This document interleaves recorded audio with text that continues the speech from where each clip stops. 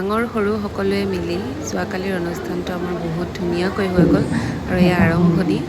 আহকচোন আমি ভিডিঅ'টো চাওঁ আজিৰ অনুষ্ঠানতে বাইদেউ উপসভানেত্ৰী শ্ৰীযুতা গিৰিজা ডেকা ডাঙৰীয়া মুখ্য শ্ৰীযুতা অনিতা পাৰ্টি